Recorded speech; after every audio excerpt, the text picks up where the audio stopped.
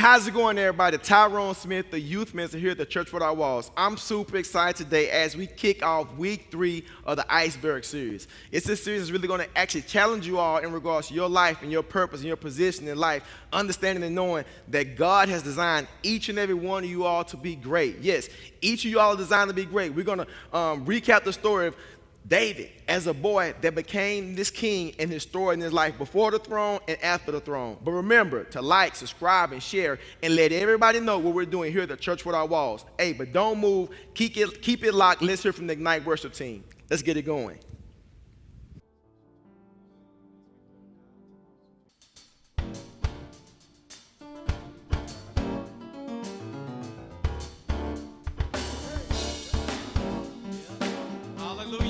The day that the Lord has made, we shall rejoice. Everybody know He's an awesome God? Yes. Hallelujah.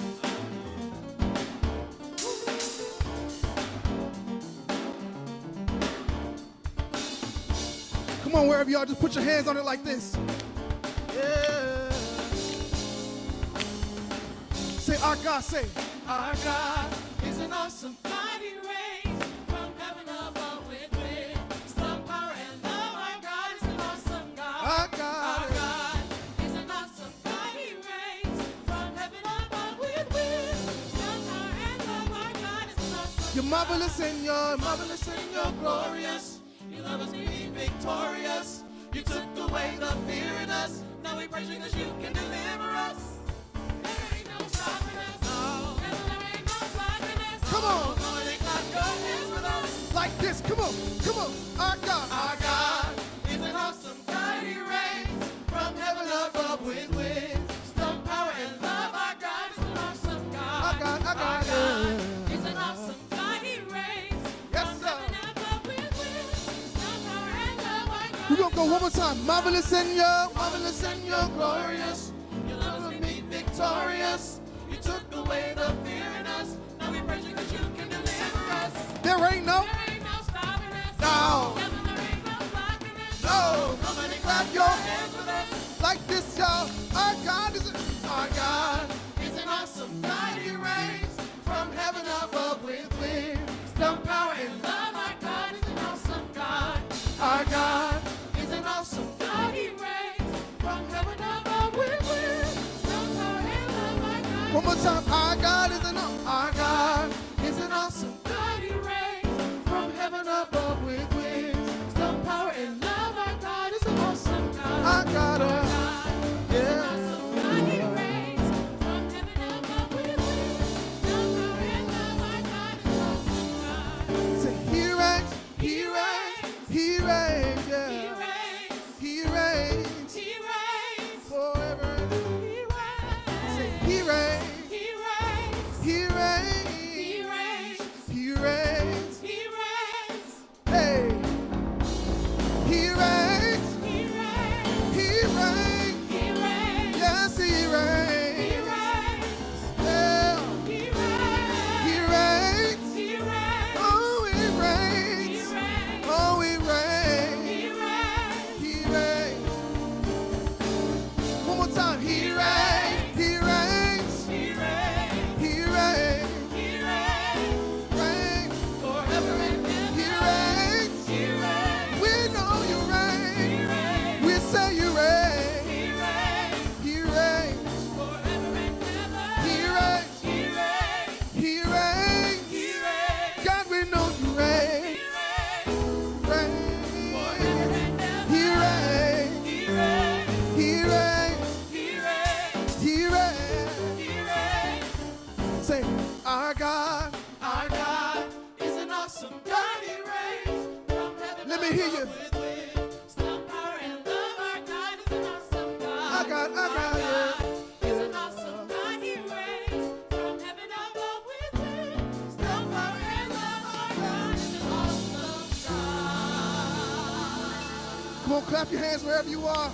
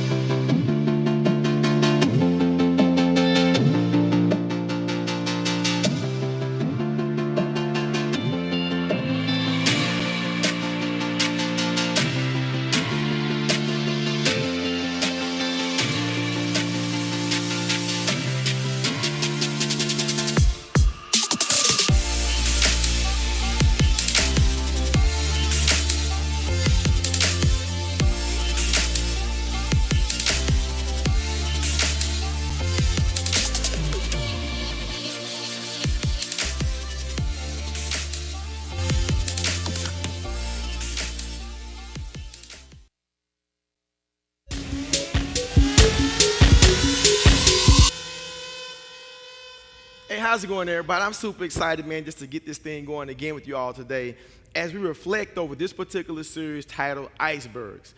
In this series, we've actually looked over the past couple of weeks at the story of David, the boy that would become king. And the thing I want you all to realize as we reflect over this series, I want y'all to remember a fundamental thing that we actually talked about in week 1. Everybody know what an iceberg is, but when you think about an iceberg, you only actually see 10% of the iceberg. 90% of the iceberg is really actually underwater or underneath that you typically don't see. And as we reflect over the story and the life of David, the boy who will become king, before he was appointed king, his appearance wouldn't be that of which you would say, like, he is the guy that's actually going to lead a nation. He is the guy that's going to defeat giants. He is the guy that's going to be like just all in. He is a guy that's really going to be unstoppable because of his mind, his insight, and his preparation. But when you look at him, as we have actually unpacked and unfolded the story, he is not the ideal person. But what do we know? Man looks at the outward appearance, but God looks at the heart. And we learned that in week 1 that, he wasn't the person that you would believe to be king when you look at him, when you look at him in regards to the eye test. But yet, he was the person, he was the one that actually will become king. He was the one that actually defeated this giant, Goliath, that nobody wanted to take on.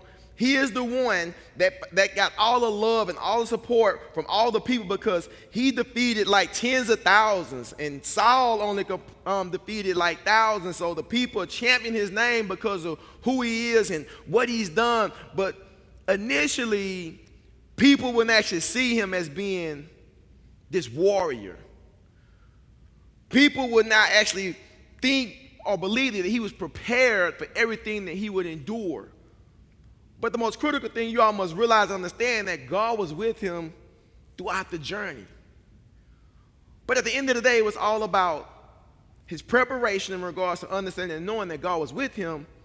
But at the same time, he had a heart that was for God. But when he became king, he made a great mistake. And when you think about King David, most of the time, there are 2 particular moments or instances that you think about. You either, if somebody tell you about the story of King David, 1 or 2 things are going to come to your mind about him. I'm sure everybody on the other side of the camera, even the media team, may be thinking the same thing. Because they're all biblical scholars in their own right away. But there are at least 2 stories that actually come to mind when you think about David, the boy who will become king. You think about how he defeated Goliath, this unstoppable, immovable juggernaut of a giant, or you think about the great mistake that he made with Bathsheba. It's like, when you think about King David, one of those 2 things come to your mind. Like, just think about that for a moment, right? But what I want you all to realize and understand that in life, man, we all actually make mistakes, but the thing I want y'all to understand as well is all about the position. Think about your position. Always be in tune with your focus. But knowing that life actually have consequences based on the decisions that we make as individuals, because I've actually said it before, one thing in life that God has given us is free will, and free will is the ability to make our own choice and decisions. And there are some choice and decisions that we make that will have some dire consequences. Think about that for a moment. Because we've all made mistakes. I've even made mistakes as well. Yes, I have. I remember one time, I got to be honest with you. I wanted something from the store, right? My favorite chips were Cheetos. I love some Cheetos. I love Little David oatmeal cream pies. And I love, like, some grape soda. Like, I had this serious infatuation. Like, I had this serious, like love for Little David oatmeal cream pies, Aaron, like, for real, and grape soda, and Cheetos. Like, those are my snacks right there. Little David oatmeal cream pies, grape soda, and some Cheetos. And I remember one day, I would get a weekly allowance every Friday. When my dad got paid, he would give my brothers and I an allowance. All right, cool, right? And so this was like maybe not necessarily a week, maybe like about 5 to 6 days after I'd already received my allowance, like the week before. And my friends and I were actually about to go to the store, and I didn't have any more money. Like, I'd already spent my allowance. You know what I'm saying? I already, like, blew my allowance. My friends were about to go to the store, and I wanted to go to the store, and I had this craving. I had, like, this serious craving. You know, like that, I don't know what your go-to snacks are, but I had, like, a craving for, like, some Little David oatmeal cream pies, like some some grape crushed soda, and I had a taste for some Cheetos, like not the fake Cheetos. I need the actual Frito-Lay. I need some Cheetos, like straight up real Cheetos. And I had like a craving for the Little David oatmeal cream pies, the grape soda, and the Cheetos, but I had no money. Stick with me. And I went to the house. I was going to ask my mom for some money if she can come, shoot me like a couple of dollars, before the big allowance I'm going to be getting the next day or so. And so I went into the house, and my mom was like asleep. And my mom was asleep, and I was like, man, and I don't know about you guys, but when my mom was taking a nap, you don't wake mom up when she's taking a nap, because my mom had like 2, sometimes 3 jobs. It's like when my mom taking a nap, you do not wake her up. It was just like, man, it's like, but I had this serious craving. I like wanted my snacks, and she's taking a nap, and and then I saw her purse, and I saw her wallet inside her purse, and I saw like a $5 bill like sticking out of her wallet, and so I was just like, man, like mom is asleep. I don't want to wake her up, but I know she may give me the money, but I'm not sure if she's going to give me the money if I ask for the money, but I don't want to wake her up. And I saw her purse, and I was just like, man, and the struggle started. I was tempted. Have you ever been there before where you wanted something like so bad, and you want it, but yet at the same time you're like tempted, and it's not the right thing to do, but yet you're tempted? If you can feel me, like raise your hand. I'm like, raise your hand. Mom is asleep. Mom is taking a nap. Purse is right there. I'm like, okay, cool. I get my allowance tomorrow. Like, I'm trying to contemplate what should I do. I'm like, man, I can actually maybe like go and get that 5. When I get my allowance, put the 5 back in her purse before she even realized the $5 gone. But I'm up here contemplating like what I should actually do. But at the end of the day, I'm like just so wrong in my thinking. I said, man, she's asleep, man. She's tired. I don't want to wake her up, but let me go get the 5. So I went and got the $5. Went to the store, got my Little David oatmeal cream pies, got my grape soda, got my Cheetos. I'm good. And so I'm headed back to the house. I get to the house. My mom, she's up. Uh-oh. And my mom had this look, you know what I mean? There was this look about my mother, like Jetty Catherine Smith, that she would give you when you did something out of line, or that was wrong, or that was sinful, so to speak, based on what we're talking about today. And so my mom asked me, she was like, Tyrone, have you been in my purse? I was like, what do you mean, been in your purse? Did you get some money out of my purse?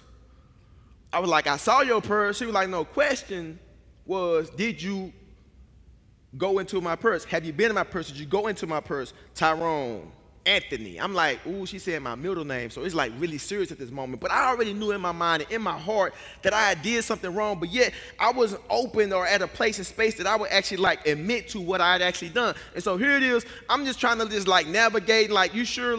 Did you ask my brothers? Did you ask Harold Jr.? Did you ask Deshaun the same question you asking me, Mom? Because I know I saw them here perusing and walking around you when you was taking a nap. I'm trying to deflect. I'm trying to digress away from what she's trying to ask me. The truth of the matter is that I was wrong.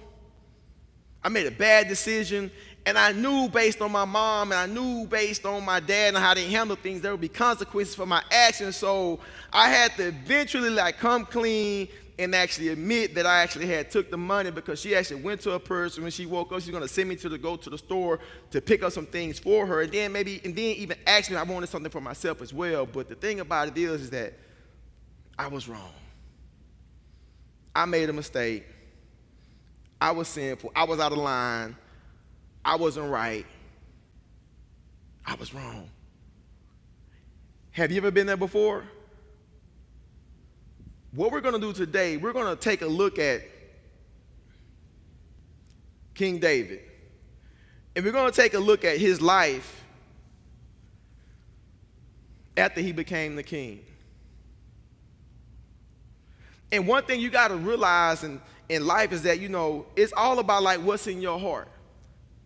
If you have pure motives and if you have pure intentions in regards to everything that you do, you're not going to put yourself in situations that are going to be against what it is that God may actually have for you. Think about that for a moment. If you think about and live in such a way where Christianity is a lifestyle in regards to your decision making, there will be so much more that you can do in regards to your decision making where you're not stuck, stupid, or trying to figure things out based on your actions. Because at the end of the day, it's really all about you in regards to who you are based on who God is calling and created you to be. But based on who you are and based on who God is calling and created you to be, it's all about like what's in your heart, what's below the surface. And this series actually paints the picture in regards to help us understand deeper what it means to be all that God would actually have before us as individuals when you think about your heart. Because the thing about it is we're going to make mistakes. And then when you make a mistake, like I was trying to cover up my mistake. I was trying to cover up my sin. And I'm sure a lot of y'all can actually relate to that. So I want you to understand this.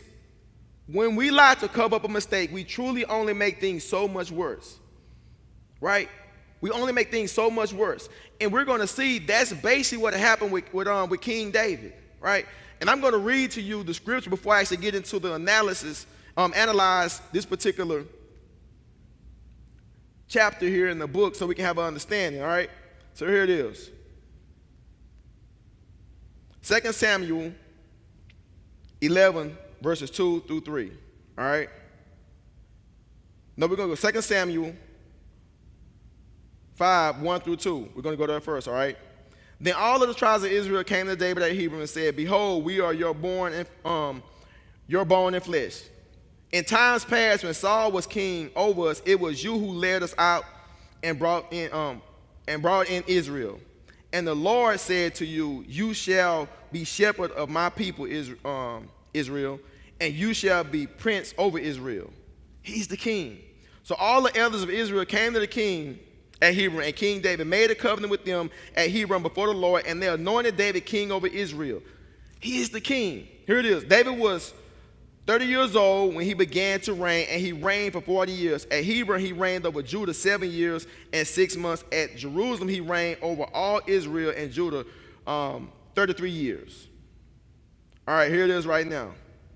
In 2 Samuel 11, 2 through 3, this is after he's appointed king. This is after he's declared to be the man to pretty much like lead these nations. Because why? God was with him. But this is when the story shifted. 2 Samuel 11, 2 through 3. It happened late one afternoon when David arose from his couch and was walking on the roof of the king's house, that he saw from the roof a woman bathing, and the woman was very beautiful. And David sent and inquired about the woman. And one said, "It's not this Bathsheba, the daughter of Eliam, the wife of Uriah the Hittite?" So David sent messengers and took her. And she came to him, and they laid together, right? Then she returned to her house, and the woman conceived, and she sent and told David, "I am pregnant."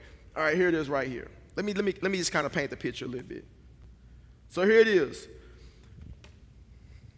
David is a king, and they're at war. And typically when kings are at war, they are a part of the war. But yet David, he didn't go with his troops to be in war. He would always, most of the time, pretty much all the time, be right there with his men, with his troops to actually go to battle. But for some odd reason, he was just like, you know what, man, I'm going to just kind of chill. I'm going to kind of chillax. I'm going to chill and relax for a moment. I guess because he had conquered so many people, he felt, he didn't have to go this particular time. But it's not the typical thing that most kings would actually do. And while he's at the house, while he's chilling, he sees this beautiful woman. He's just like, man, I see her. Man, she's beautiful. So he sent his boys like, man, go get a number, go get a Twitter handle, get an IG handle. Man, I need to connect with her. I need to just, see what she about. I see that she's beautiful, but I want to know a little bit more about her. But yet, I want y'all to understand and realize we're always going to be faced with situations in life that may not be the best decisions for us.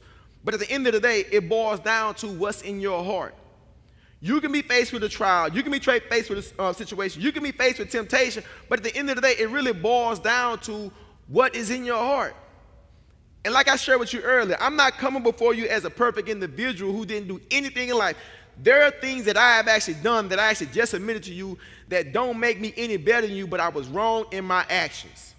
And so basically what we're going to do, we're going to analyze this particular chapter in 2 Samuel and see how King David was actually wrong in his actions. And we're going to give you some points of focus that you can actually utilize in regards to making sure that you stay clear and that you have a pure heart and pure mind and all motives based on what you desire to do in life. Because at the end of the day, it's really about understanding and knowing that you're given free will to make the best decisions, but when you're in that moment, will you be true to what it is that God will have for you based on what's in your heart? Because be sure of this, in regards to every decision that we make, there are going to be some serious consequences. And when we make mistakes, a lot of the times, and when we make mistakes and when we lie, some of the things we have to deal with is actually covering up those lies that we actually make. Think about that for a moment. Has there ever been a moment of time when you actually did something and you had to lie about it?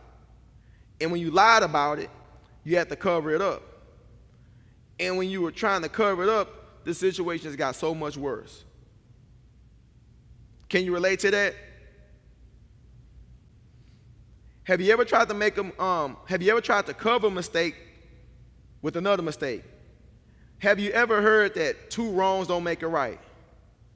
Think about that right there for a moment. Two wrongs don't make a right. But at the end of the day, what we need to realize and understand is that the crazy things are going to happen when you continue to live your life in such a way that you're trying to cover it up. When we lie to cover a mistake, we truly only make things so much worse. That's basically what happened to King David. The story of David and Bathsheba is warning us of all of this. Even those of us who consider ourselves spiritually mature ought to be guarded when you think about temptation. Big point number one right here. David did not position himself for success. King David did not position himself for success. All right?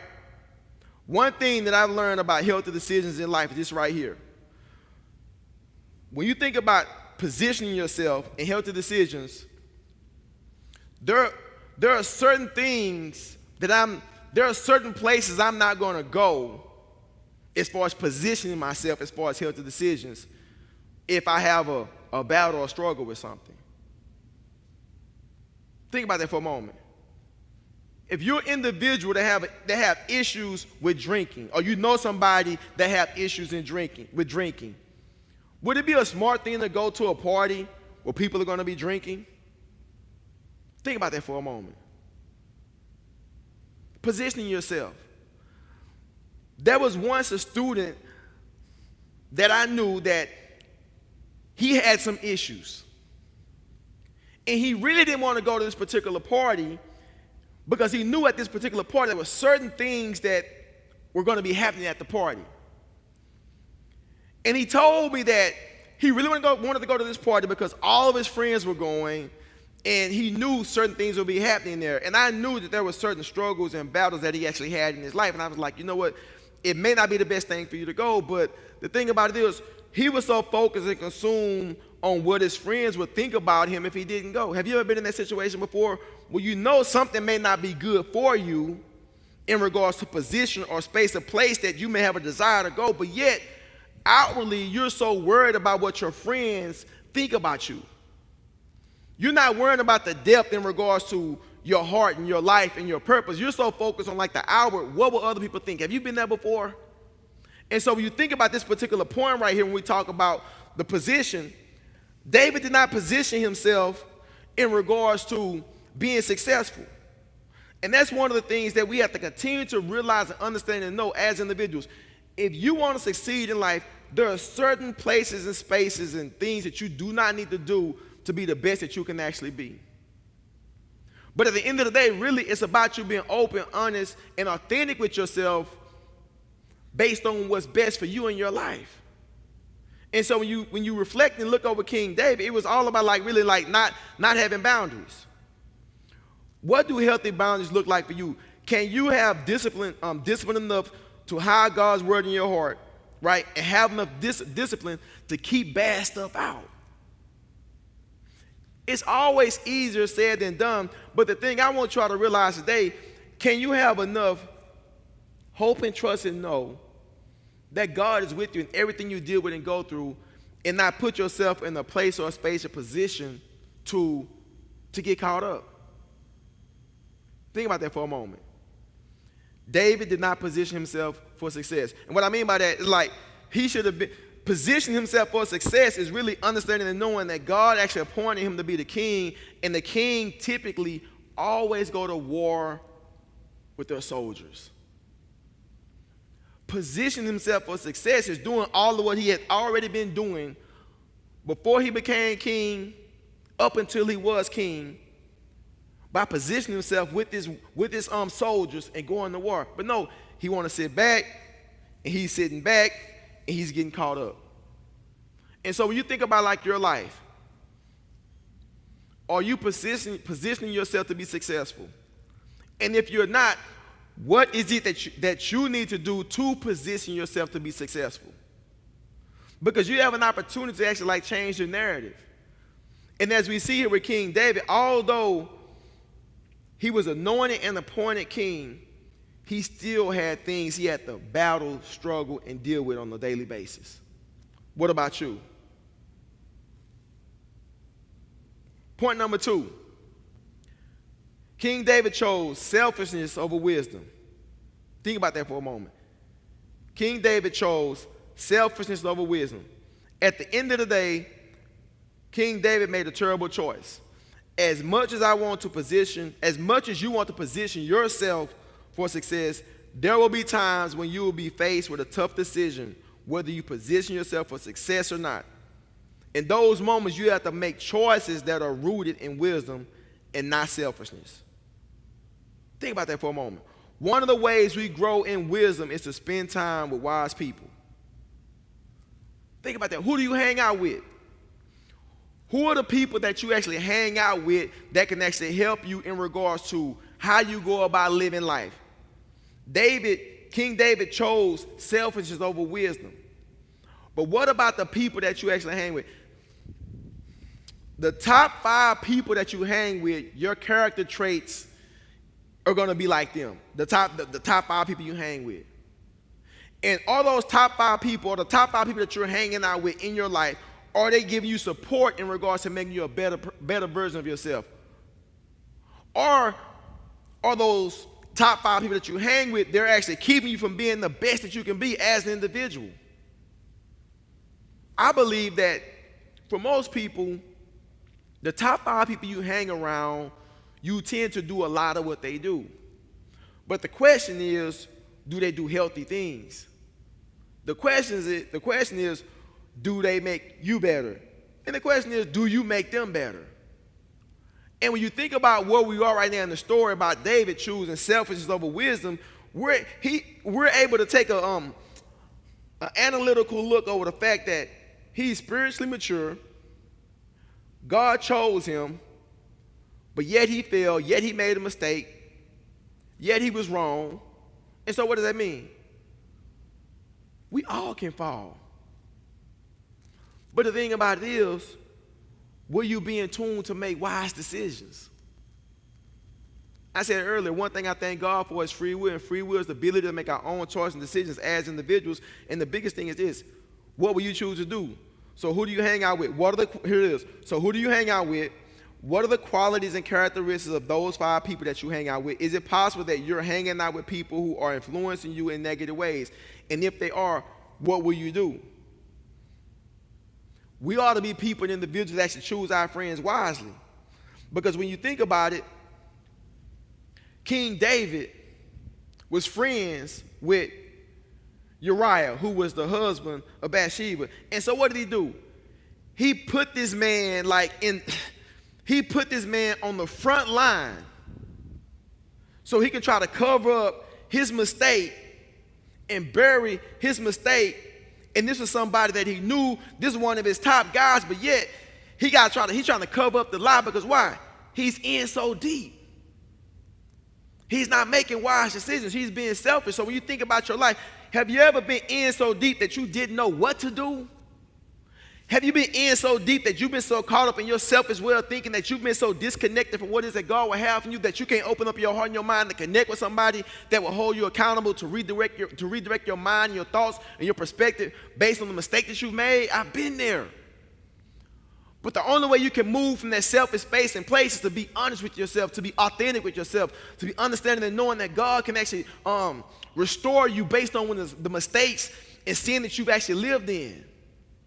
You don't have to stay there. But you will stay there if you remain selfish. The big thing is this. Can you get beyond your own selfishness? Can you get beyond your pride? Can you get beyond your faults and your failures? Can you get beyond the great mistakes that have hindered and hurt you in your life? And that's what we're seeing right here with King David, is that he was so focused on what it is that he wanted that he disregarded everything that God had before him in his life. He's leading a nation, but yet his selfishness and his pride is keeping him from being the best that he can be, making unwise, unhealthy decisions.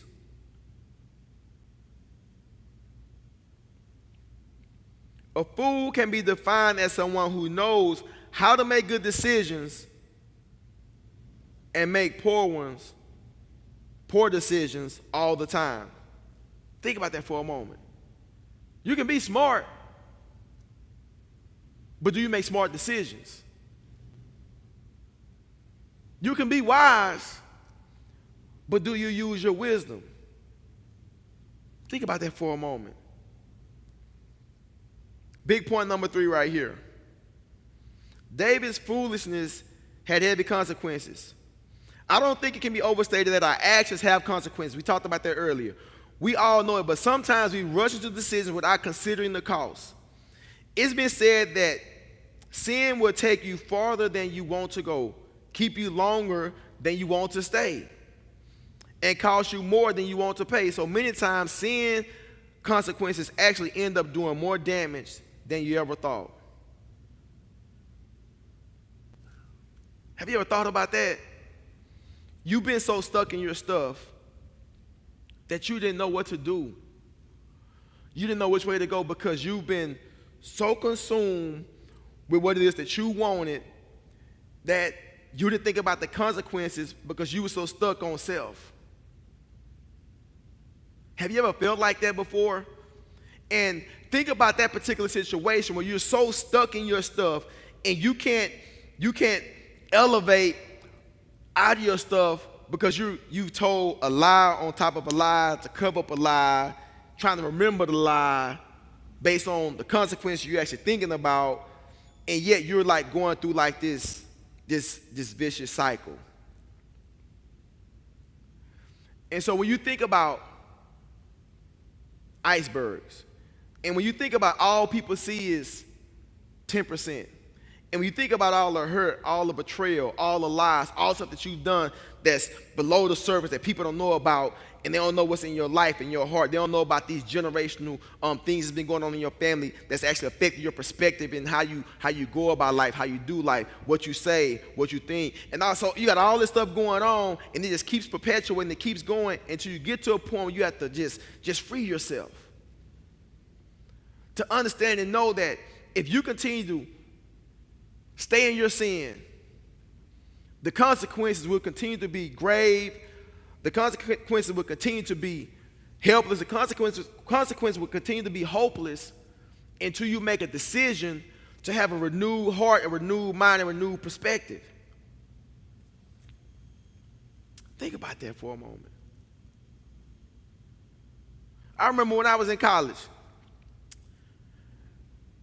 And if you're in college, you maybe can relate to this. If you're not in college, I'm this store will actually help you. I remember when I was in college, I remember my mom and my dad, primarily my mom, she was like, do not get credit cards, because if you get credit cards, you're just setting yourself up for failure. She's like, when you go to college, they're gonna target you and try to get you to get these credit cards. Do not get credit cards, son. I remember I went to college.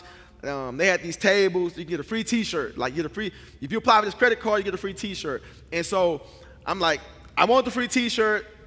Got the credit card, spent the credit card, had a high interest rate, and then once I had my first credit card, I started getting all these notices in the mail for these credit card applications. I'm like, man, I can get these credit cards, I can get me some new shoes, maybe like once a month, I can get some jeans, I can spend it on fast food. And so, but at the same time, these credit cards had these high interest payments and everything that I was like disregarding. I'm like, man, let me just pay like $2.50 a month or something. I'm paying the bare minimum. But the thing about it is, my mom told me, she's like, Tyrone, if you get a credit card, you're going to continue to get credit cards because they're not good. There's nothing wrong with having a credit card, but they're not good for you if you don't know how to be responsible. She's like, son, I learned I was irresponsible at first when I had credit cards. I just want you to don't get credit cards. Just wait till you get out of college and get your job. You should be good. But, I'm like, man, whatever. Let me get these credit cards, get this food, get these shoes, get these clothes, whatever. Boom, I get out of college, I got a job, I'm good, I'm making some decent money, but at the same time, all these credit card interest, the interest just kind of just ballooned, and I was just like, what? But yet I didn't listen.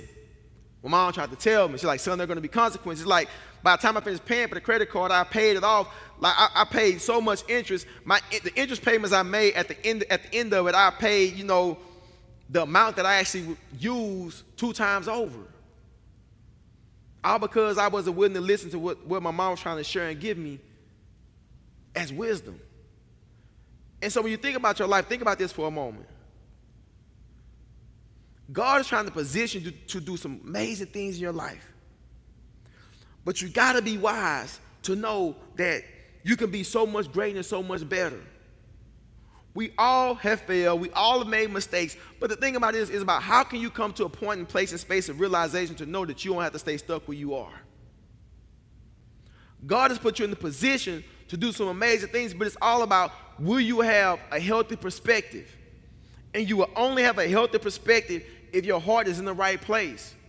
And if your heart is in the right place, you won't get so caught up what the world has to offer. And King David, he got caught up. You don't have to be caught up. You don't have to get caught up. You don't have to stay there. You have an opportunity to do life so much differently and so much better because God has created you for this. It's all about what will you do. It says in Romans 3:23, all have sinned and fall short of the glory of God. Think about that for a moment. All have sinned and fall short of the glory of God. But yet we have an opportunity to be restored. Think about that for a moment. We have an opportunity to be restored, but the thing about it is, if you stay in sin, you're not setting yourself up to succeed. It says in Romans 6:23, for the wages of sin is death, but the free gift of God is eternal life in Christ Jesus, our Lord. We're given the free gift. There's no cost. The price has already been paid, but the question is, what will you do today? The Bible says this in Romans 10:9-10. If you confess with your mouth that Jesus is Lord and believe in your heart that God raised him from the dead, you will be saved. For with the heart one believes and is justified, and with the mouth one confesses and is saved. Hear what I'm saying? If you confess, if you believe in your heart, it starts with your heart. You only see 10% of the iceberg. But there's another 90% beneath that we don't see. People see your outward appearance, what you look like on Instagram, on TikTok. People see that, but at the end of the day, it's all about like what's in your heart. Is your heart right? Are you willing to take a step outside of what everybody say, think, and feel about you as a person to be all that God has called and created you to be based on your heart? If you're stuck in sin, you don't have to remain stuck. All you have to do is confess with your mouth and believe in your heart. You too, and you can, and you will be saved. Free will. The story of the boy who will become king is a story that we all can relate to. When you think about his life in regards to this shepherd boy that's preparing the sheep and just tending to the sheep and that's killing the lions and the bears. And he comes. It's like, no, he's not the one. Because why? Man looks at the outside, but God looks at the heart. He rises up. He defeats this giant, this juggernaut of a giant, Goliath. He becomes the leader, the king, defeat tens of thousands. People love him, but he makes a mistake. He falls in sin, but he doesn't stay there. He's restored. He changed his perspective. He changed his heart. He changed his way of thinking. He changed the people he was hanging around. He repositioned himself. So what about you? So you have an opportunity today to reposition yourself. But it starts with your heart. So today, if you're tuning in and you feel led to make a decision for Christ, this could be your day, this could be your moment, this could be your time to change the narrative, to change the story. And as I said, I thank God for free will. And free will is the ability to make our own choice and decisions as individuals. So today, if you feel led to make a decision for Christ, to give your life to Christ for the very first time, hey, this could be your day to do so. Because maybe you're sick and tired of being sick and tired. It's about you right now. Or maybe you've made a decision for Christ. You know what it means to give life to Christ. You know what it means to make the ultimate decision. But you've been disconnected. You've been disengaged from the church. You've been disengaged from being all that God has called you to be. You know better, so you should do better. Why not do better? So if that's you, you have an opportunity to rededicate and recommit your life to Christ. So I challenge you. It's about you right now. You don't have to stay stuck where you are. You can be healthy. You can be whole. It's all about repositioning yourself. So if it's to give your life to Christ or rededicate or recommit your life to Christ, hey, we're here for you. Or maybe you've been tuning in with us for the past 19 months or so, and it's like you've been a part of this church. It's like, man, I may as well just join. If you feel led to actually join the church, know that as a church, as a family, as a ministry, as a team, we are here for you. So today, if you feel like join the church here at the Church Without Walls, we receive you, we thank you, we support you for the decision that you've actually made to join the church. So if you made a decision today to either give your life to Christ, rededicate or recommit your life to Christ, or join the church virtually, hey, as a church, as a family, as a team, we're here for you. And what I want you to do, I want you to go to our website, tcww.org, right? Go to the guest tab, click accept Christ, or join the church, and somebody from our assimilation team will join and connect with you for you to be a part of this ministry. And if you made a decision, hey, as a church, as a ministry, as a team, we give you a virtual hand clap, a virtual round of applause. We give you some major love for you making the decision to actually connect with us here at the Church Without Walls. Hey, this series is really been about, understanding and knowing that in life, you can be restored. In life, it's a journey. It's not so much about where you start, but it's all about where you finish. And when you think about like your life and your story, and you think about the illustration of the iceberg, it boils down to what do you want your heart to look like? What do you want your life to look like beyond the surface, outside of what other people see? Man looks at the outward appearance, but God looks at the heart, and he's designed each and every one of us to be great. Hey, I just want to just thank you all for actually tuning in with us here today with Ignite Sunday Live. It's a lot that we're doing here in the life of the church. On behalf of our pastor, Dr. Ralph Douglas West, I thank you. I appreciate you all for serving and support this ministry. I thank our amazing team of media gurus who actually help us to project this message virtually throughout the entire world to be all who God has called us to be. So it's all about a collective work. And so if you support this ministry, we thank you as well from the bottom of our heart. So we're about to be ready to get out of here today. So go to our website to see everything that we have going on at tcww.org. But don't leave right now. We're about to receive the benediction from our pastor, the big Aristotle, the big Belichick, Dr. Ralph Douglas West. Look this way. I want to bless you as we prepare to go into the world as salt and light. And didn't we have a marvelous worship experience today? We are so fortunate to live in an age where we have this kind of technology, where we can bring the gospel of Jesus Christ into your home. In fact, a theme we can use is bring God's house to your house. The Lord bless you and keep you. The Lord make his face smile upon you and be gracious unto you. The Lord lift the light of his countenance on you and grant you his peace. And may the Lord bless you when you go out and come in, when you rise up early and settle late, in your labor and in your leisure, in your laughter and in your tears, until that day when we shall stand at the feet of Jesus where there's no sunrise or sunset. Be encouraged.